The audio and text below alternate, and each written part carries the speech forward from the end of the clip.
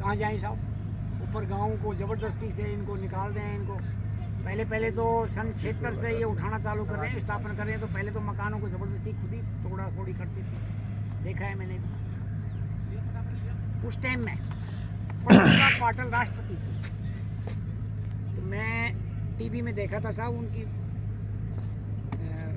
जो टीवी में उन्होंने बोलता हुआ उनका भाषण देखा था। तो प्रतिभा पाटिल जी ने ये कहा था कि वन क्षेत्रों में जो स्थापन किया जा रहा है उन लोगों को ज़बरदस्ती से नहीं निकाला जाए। हमारा देश आज़ाद है। 2 फुट से लगाकर 6 फुट तक का हर नागरिक को आज़ादी से जीने का अधिकार है। उनको ज़बरदस्ती किसी को भी नहीं निकाला जाए। उनसे सहमति पत्र भराया जाए और सहमति पत्र 500 रुपये का या 100 रुपये का स्टाम्प पे लिखवा कर मैं मेरी मन इच्छा से यहाँ से स्थापना हो रहा हूँ तो ही मान्य होगी। आज ये लोग इतनी मनमानी हो रही है कि लोगों को टारगेट करते हैं, उनको मतलब दबाव बनाकर उन्हीं के पैसों से। एक 500 रुपये का आप तो वकील हो सुप्रीम कोर्ट के, आपको पता है कि 500 रुपये को हम स्टाम्प पे लिखाएंगे उसमें कितना खर्चा आ जाएगा? 1000 रुपये हो जाएगा। अभी कुछ दिन पहले 1 महीना पहले की लोकेशन आई मेरे पास में, सुकोड़ा गाँव, वहाँ उन लोगों का 40-50 परिवारों का स्थापन किया है। तो वो बता रहे थे कि हमारे एक परिवार का स्थापन में वो जो सहमति पत्र में पैसे हमारे से लिए गए हैं 4-4 हज़ार रुपये लिए हमारे से। सहमति पत्र के 4-4 हज़ार रुपये का खर्चा उन लोगों का। वो घर भी वही छोड़ रहे हैं, उनका ही पैसा और उनसे 4-4 हज़ार खर्चा। कमाई का धंधा बना रखा है साहब। घर छोड़ के जा कहाँ रहे हैं? और उनको कहीं ऐसी जगह दे रही है साहब, वहाँ भूड जहाँ कुछ भी कोई जमीन एक दाना पैदा नहीं होगा। 10 लाख रुपया ले जाओ या 10 लाख रुपये ले जाओ। 10 लाख रुपये में साहब एक बात तो 10 लाख आप तो दीजिए आदमी हो। 10 लाख रुपये में क्या आएगा? एक छोटा सा वो भी नहीं है। चरपाई मतलब गालेंगे, इतना जगह नहीं मिलेगी 10 लाख रुपये कहाँ जाएंगे? लेकिन यहाँ से जाओ ज़बरदस्ती, नहीं तो उनकी भैंसों को ले जाकर बंद कर देते हैं। मैं भी बताया ना आपको कि हमारे जैसे सोचते हैं कि आदमियों को जेल होती है, हमारे यहाँ पशुओं को जेल होती है, ले जाकर बंद कर देते हैं। फिर कोर्ट से छुड़ाओ, जमान कोर्ट से होगी। इसमें उतना खर्चा हो जाएगा जितना हाँ जी बिल्कुल, कोर्ट से वकील करो, वहाँ ले जाकर वहाँ से छुड़वा कर लाओ। और 10 लाख भी उसी को मिलते हैं जिसकी उम्र 21 साल है। और सुनो, ये यहाँ हमारे मेरा पिताजी में हम सुनते थे, हमारे सामने भी जानवर है ना, जंगली जानवर से हम इतना प्यार करते हैं। अब ये जो टाइगर है, बीच में पिछले दिनों में टाइगर खत्म हो गए थे, तो जितने भी जो टाइगर गए हैं वो टाइगर इन्होंने वन विभाग के जितने भी जो अधिकारी हैं इनकी सहमति से इन्होंने मरा कर उनकी खाल को ले गई साहब। संसार चंद सुना होगा आपने, जो संसार चंद वो जेल में उससे कांटेक्ट था इनका। तो इसमें फिर क्या हुआ था कि जैसे इधर बैठे, वो भी सर इधर बैठे। तो इसमें क्या हुआ था कि जैसे टाइगरों की जब खत्म होने की खबर मिली तो हड़कंप मच गया। तो इनका डिपार्टमेंट में एक नत्थी नाम का एक भील था, वो वन कर्मचारी रहा था काफ़ी दिन तक। वो रिटायरमेंट हो गया था। नहीं अब मैं तो अभी खाना खा कर आ गया घर से। खाना तो हमने भी खा लिया। तो वह रिटायरमेंट ले लिया था साहब। तो जब टाइगर खत्म है तो ये बोले कि बार उसको बुलाओ नत्थी को, उसको बुला कर ले आए साहब। वहाँ से बुला कर ले आए। ले आने के बाद में कहे भाई नत्थी ये बताओ आप, ये टाइगर कहाँ गई? सच का में इतने टाइगर थे, ये कहाँ गई? तो नत्थी भील था साहब, वो जाति से बोला कि हाँ सर मैं बताऊँगा टाइगर, तो मुझे पता है, मैं खाना खा रहा हूँ, मैं बताऊँगा टाइगर मेरी नज़रों में। लेकिन बताऊंगा जब वो नाम बताए, वो 5-7 अधिकारियों का, CCF का, ACF का, रेंज वो फॉरेस्ट के नाम से DFO का, संस्था के जो अधिकारी थे, जो यहाँ से कोई रिटायरमेंट ले लिया, जो यहाँ से उसका तबादला हो गया, उनके करीब 10 आदमियों का नाम बताया उसने। उनको बुलाओ, फिर मैं बता दूंगा कहाँ। एक टाइगर को मैं बताऊँगा आप, लेकिन बुलाओ उनको। और वो जब नाम लिया 10 आदमियों का, तो बोला नहीं जान दो, सारे दिमाग खराब हो गया, ये पागल है, जान दो, भगे ऐसे। किसका नाम ले रहा है तू? भगा दिया साहब उसको, क्योंकि वो असलियत बताता। और कि हमारे साहब यहाँ किसी भी गांव वालों ने कोई टाइगर आज तक जानवर, कोई भी जानवर को नहीं मारा, खतरा नहीं पहुँचाया। जबकि हमारे दादाजी और हमारे पिताजी कहते थे कि जब टाइगर शेरनी जब बच्चा डाल देती थी ना, तो हमारे घर में खीर बनाते थे। वो ये कहते थे कि ये आज भी हम मानते हैं, जंगल में हमारी भैंस चरती हैं, जैसे टाइगर आ गया भैंसों में तो हम जय बोल देंगे, जैसे भर्तरी बाबा की जय बोल दी, भर्तरी बाबा की जय, तो वो चले जाएगा वापस ही। कोई टाइगर पे दुर्गा की समझे कि दुर्गा की सवारी है, ऐसा दुर्गा माँ है, शेरनी आ गई तो ये दुर्गा माता है, जय हो माँ। और वैसे तो हमारे गुजरों को हम तो वैसे शेरनी से ही है, हमारा उत्पत्ति शेरनी से है। अच्छा। हाँ, गुजरों की उत्पत्ति शेरनी के पेट से हुई है। जब तो हम वीर बोलते हैं गुजर, वीर गुजर, शेरनी का दूध पिया, शेरनी के शंकर भगवान का वरदान था। तो हम शेरनी जब आ जाती है तो उसको दुर्गा माँ समझते हैं, टाइगर आ गया तो भर्तरी बाबा समझते हैं, उसको भोलेनाथ शंकर भगवान समझते हैं, भोलेनाथ की सवारी है। तो पता चल जाता था ना हमारे बुजुर्गों के, भाई टाइगर ने ये शेरनी का बच्चा दिए, तो घर में खीर बनाते थे, भोग लगाते थे, खीर का खुशी मनाते थे कि हमारे शेरनी ने बच्चा दिया है। इतना प्यार था जानवरों से हमारे प्रति, और आज हमें साहब प्रताड़ित कर रही हैं लोग। आज हमारी मूलभूत सुविधा जो भी है उसको सारी को ये लोग बंद कर दिए। हमारा रास्ता देखो आप, ये इसकी क्या हालत हो रही है।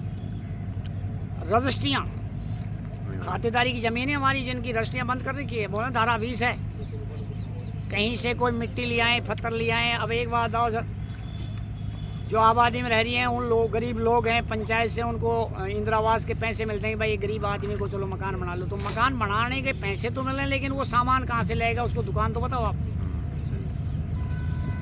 ये पहाड़ है, नदी नाला है, इसमें से कहीं बजरी ले आएगा अपना काम। हाँ चलो, हम ये बता दिए, 10 बार हमारी मीटिंग हो चुकी, हमने ये बोल दिया कि भाई आप, हम ले जाकर ये लोग जो भी हमारे गाँव के जो भी हैं, जो ले जाकर अगर बिजनेस करें तो मत करने दो आप, लेकिन घर में यूज करने के लिए तो पशुपालन का धंधा, हमें पत्ते भी चाहिए जंगल के। हम नुकसान करते भी नहीं है, करने भी नहीं देते हैं, दूसरे को भी नहीं करने देते हैं। और आकर बाहर से आदमी आकर यहाँ को नुकसान करे तो हम नहीं करने देंगे।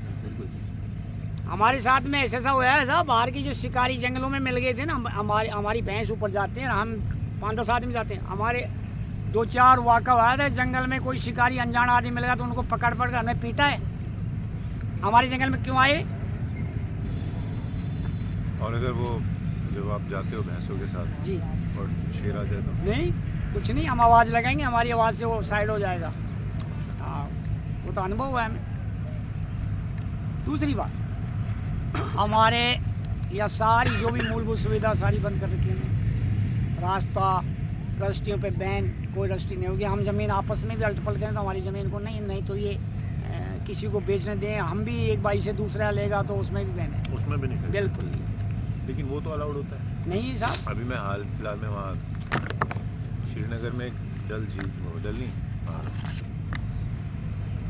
कौन सी झील है, डल ही है मेरे ख्याल से, वहाँ होगा सब।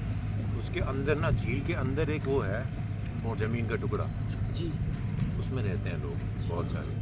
तो वहाँ पर भी इस तरह की समस्याएं आ रही हैं, जहाँ पर लोग आपस में कानूनी तौर पे तो अदला बदली कर सकते हैं या एक भाई दूसरे भाई को बेच सकता है, लेकिन वहाँ पर भी ये दिक्कत है कि जो वहाँ की जो सरकार है, वहाँ के जो मुलाजिम हैं, वो उसमें भी घूसखोरी, ये वो लेन देन, जब तक पैसे ना चढ़ाओ उनको तब तक अलग। तो यहाँ पर भी पैसे चढ़ाने से काम हो जाता है। पैसे चढ़ाने के साहब, अगर एनओसी की उसमें क्या है कि जैसे हमारी अभी मैं जैसे ये भाई है, इसकी ज़मीन को मैं लूँगा या मेरी को ये लेगा, तो उसमें क्या है कि एनओसी ये बोलेंगे, तहसीलदार के पास जाएंगे, साहब हमारी रजिस्ट्री, तो बोलेंगे भाई एनओसी लेकर आओ, वन विभाग से, वन विभाग से आप एनओसी ले आओ। एनओसी लेने के लिए जाएंगे उनके पास, तो बोलेंगे नहीं देंगे, पहले तो मिलेगी नहीं, 2-4 चक्कर लगाएगा, 2-4 चक्कर लगने के बाद में बोलेंगे भाई इसमें खर्चा लगेगा आपका।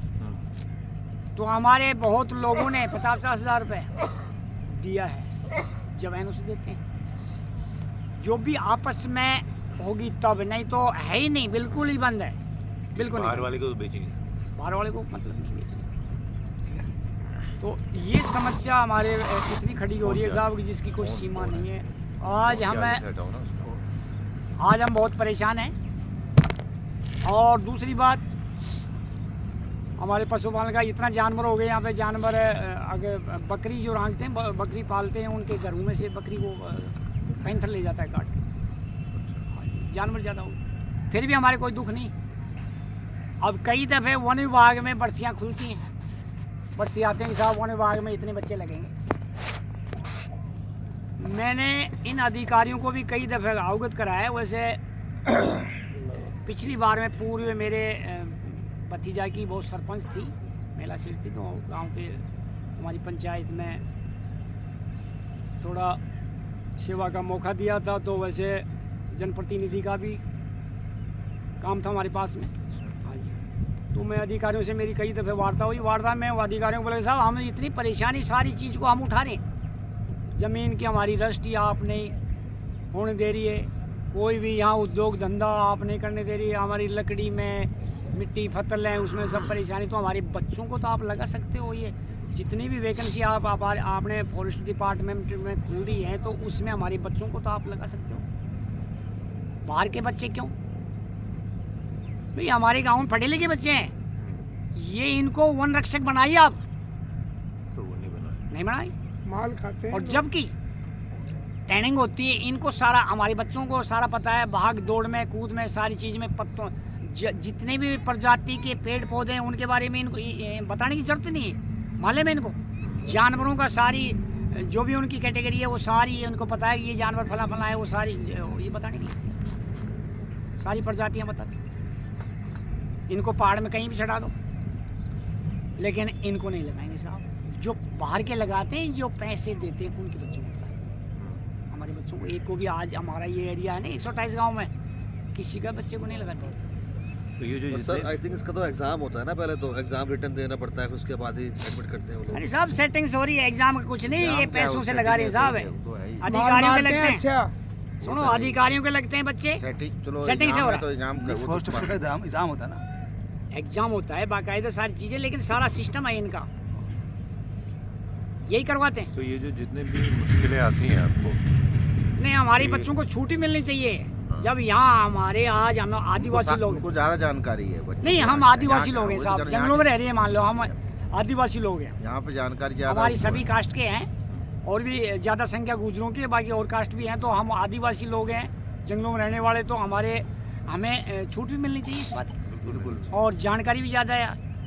वन क्षेत्र में जानवर से लगाकर पेड़ पौधों की सब चीज़ से हमारे बच्चों को तो बताने की जरूरत नहीं है, तो ऑटोमेटिक इनकी ट्रेनिंग में पास है, लेकिन इनको नहीं लगाते। तो ऐसी समस्या। अब इसमें क्या था साहब जी, कि हमें किसी आदमी ने आज से 5-4 साल पहले बताया था कि 6-7 साल पहले कि भाई आपको यहाँ वन अधिकार मिल गया, फॉरेस्ट राइट। हाँ जी। तो हम बताएं साहब वन अधिकार का क्या महत्व है, हम नहीं जानते।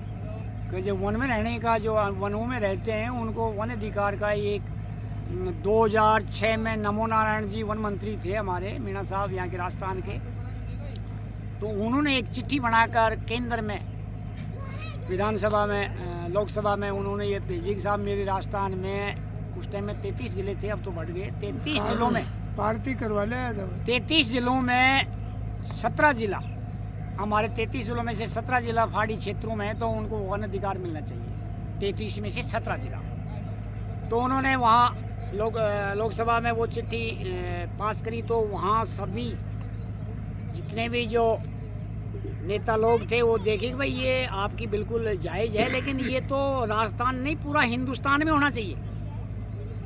जम्मू कश्मीर है, हिमाचल है, आंध्रा साइड में पहाड़ी क्षेत्र हैं, तो वहाँ जो भी पहाड़ हैं वहाँ सभी को मिलना चाहिए वन अधिकार। तो दोनों सदनों में, लोकसभा में, विधानसभा में उस चिट्ठी को पारित करके और पास कर दी साहब, अगर इनको दिया जाए।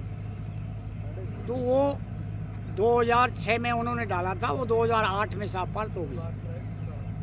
पारित होने के बाद वो चिट्ठी केंद्र की पूरा भारत देश में वो लागू हो गया। हर राजस्थान के मुख्यमंत्री के पास आई। मुख्यमंत्री जो जिला था 33 में 17 जिला, तो हर जिला का कलेक्टर को चिट्ठी भेजी। अलवर जिला, हमारा अलवर जिला था, वो उसका नंबर 9 नंबर पे था 17 में से।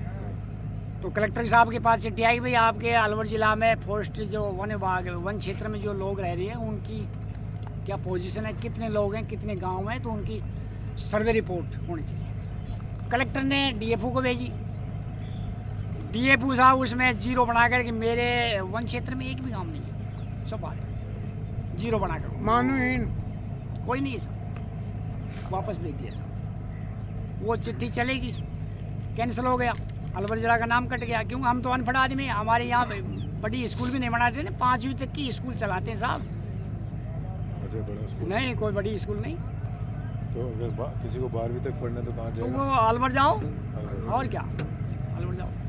तो जब इसमें वो लोग आए यहाँ बताए कि भाई वन विभाग की तरफ से ये वनों में रहने वालों को वन अधिकार लागू हो गया, आपको मिला नहीं मिला, वो साहब वन अधिकार नहीं चाहिए। तो इस तरीक़ा से वो बताया कि भाई 2006 में नमूना जी ने ये प्रस्ताव डाला था और उसमें वो लागू हो गया, पूरा राजस्थान में क्या पूरा हिंदुस्तान में लागू है।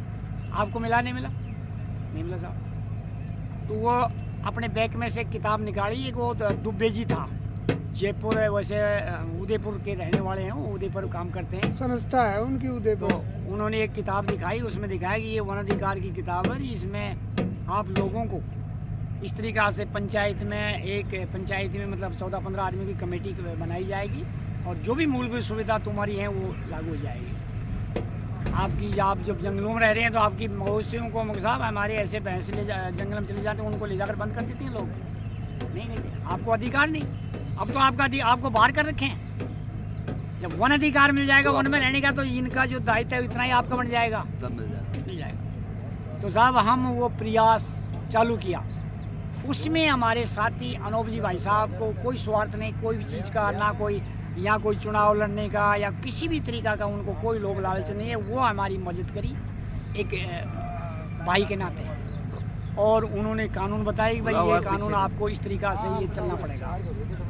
तो जब 2021 से हम ये वन अधिकार की प्रक्रिया को हम चालू करी, तो 48 पंचायत समितियों में सर्वे करी और हमारी ये पंचायत इसका नक्शा बनवाया पटवारी से। काफ़ी मसला हम कई दफ़े, हमारे अलवर कलेक्टर था नन्नूमल जी उस टाइम में, हम जाकर उनको बताया कि साहब हमें वन अधिकार नहीं कह जाओ, वन अधिकार नहीं मिलेगा आपको, यहाँ अलवर ज़िले में लागू नहीं है। सर क्यों नहीं? मैं थोड़ा सा बोल गया, मैं सर नहीं भाई, फॉरेस्ट वाले तुमको मानते नहीं ना, फॉरेस्ट वाले तो तुमको मान ही नहीं रही है वन में रहने के लिए। मैं बोला सर आप भी तो डीएम हो, जिला के मालिक हो, आप देखो ना कि हम बांग्लादेशी हैं, पाकिस्तानी हैं, कहाँ के हैं, मूल निवासी हैं नहीं है, फिर हमारे धारा 20 क्यों लग रही है? जब हमें बाहर कर रखा है तो फिर धारा 20 क्यों है हमारी? ज़्यादा बोलता है। कलेक्टर ने आँख दिखाई साहब, वो साहब कलेक्टर है, हम लोकल आदमी, ठीक है साहब। बाद में साहब मना कर दिया उसने, नहीं मिलेगा आपको। फिर साहब यहाँ से हम 1000 आदमियों की हमारी संख्या 1000 आदमी पहुँच गए, हम वहाँ जाकर उनका घेराव किया। जब बोले हाँ मैं देखूंगा, मैं बात करूंगा, फिर दोबारा हम वहाँ धरना लगा दिए साहब, मंत्री जी का निवास व्यक्तिगराम जूली जी थे मंत्री, उनके वहाँ पे ही कार्यालय के आगे हमने धरना लगा दिया। जब जाकर वही कलेक्टर दबाव पड़ा ना, जब उसने हमारी 2 ही मांग थी, या तो आप ये लिख दो कि अलवर जिले में लागू नहीं है वन अधिकार, मान लेंगे, और या लागू है तो लागू करो, आप लिख कर दो, और नहीं है तो लिख दो ना, हम आपसे ज़बरदस्ती नहीं करेंगे, नहीं लागू ही करो। अगर नहीं है अलवर जिले में तो लिख दो, क्लियर कर दो अलवर जिले में लागू नहीं, कैसे लिखूंगा तो नहीं, तो फिर लागू करो। जब दबाव पड़ा साहब, जब उसने लिखा, उसके बाद में हमारी बहुत समस्या आई। वन विभाग में वहाँ सरिस्का का जो हेड ऑफिस है इनका, वहाँ भी हमने काफ़ी धरना दिया। तो कहने का मतलब हमारा संघर्ष जारी है साहब, बार बार जो भी समस्या आती है, जब भी हम वहाँ 1000, 2000, 500 आदमी इकट्ठे हो जाते हैं, महीना तक भूखे प्यासे अनशन लेकर बैठ जाते हैं, लेकिन फिर भी हमारी कोई सुनने वाला नहीं। झूठे फिर आश्वासन नेता लोग आते हैं, आश्वासन देकर अधिकारी कोई आया। जब बात करें वन अधिकार की, और आएगा कौन? तहसीलदार, कलेक्टर नहीं आएगा, तहसीलदार। हाँ भैया मैं अभी आपके हो जाऊँ, ज्ञापन दो ना, मैं अभी आपका काम हो जाएगा। हमें भोले आदमी चूतिया बनाकर हमें वहाँ से उठा दिया। तो वो प्रक्रिया चल रही है हमारी, वो पेंडिंग में है, वन अधिकार में कंप्लीट होगा, लेकिन फिर भी फाइल को गोट रखी हमारी। वन विभाग में भी लागू हो गया, लागू का सारा काम हो गया, लागू है, लागू नहीं हुआ ना अभी। गोट रखी फाइल को, केवल पोर्टल करने का, फाइल तैयार कर हम एसडीएम को फाइल दे दी साहब। भाई एसडीएम को जाकर बोले कि साहब आप फाइल को कैसे, वन अधिकारी जो है वो साइन नहीं कर दिया। हमारा वहाँ 3 दिन का हमने धरना लगाया, डीएफओ से बात करी, डीएफओ को साहब आप